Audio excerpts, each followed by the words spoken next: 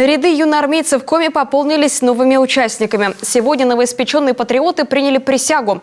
Клятву дали более 20 мальчишек и девчонок. Встретился с ребятами Дмитрий Чемалин, морпех, за чьей судьбой еще несколько месяцев назад следила вся республика. Напомним, этим летом во время запуска фейерверка по случаю Дня ВМФ в Североморске он получил травму. Наконец, молодой человек снова в строю.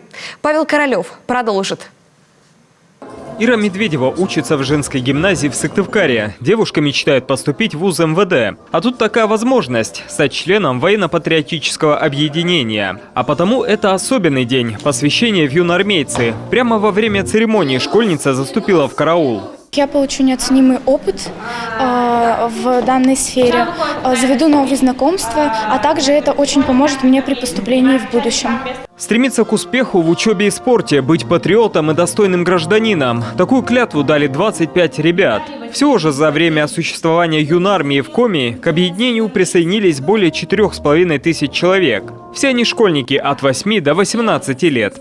Юнармейцы занимаются, во-первых, это изучение истории России, знание наших знаменательных дат, подвигов, зная наших полководцев, уважение к старшим и, соответственно, военные навыки. Посвящения прошли, теперь можно к практике. Ребята изучают воинские звания, проверяют меткость в тире, пробуют самостоятельно разобрать и собрать автомат. Кстати говоря, именно на этой станции мастер-класс проводит Дмитрий Чемалин. Этим летом сыктывкарец, служивший на флоте в Североморске, получил тяжелую травму. Во время парада на День ВМФ осколок снаряда попал молодому человеку в голову.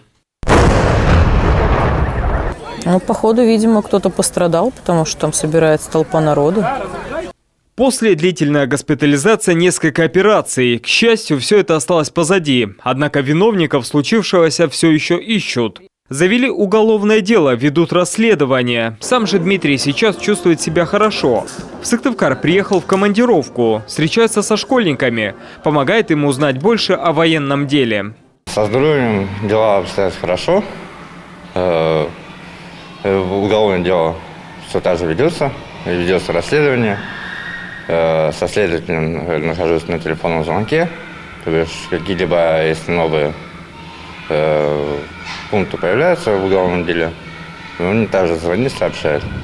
Накануне присягу приняли и ученики столичной 18-й школы, целых 40 человек. Сегодня к ним присоединились еще 25. Стало быть, движение востребовано. Для молодого поколения это целая кузница для характера. Своего рода школа будущего, где воспитывают смелость, патриотизм и волю к победе. Павел Королев, Виктория Денисова, Павел Фетисов, телеканал Юрган, Сыктывкар.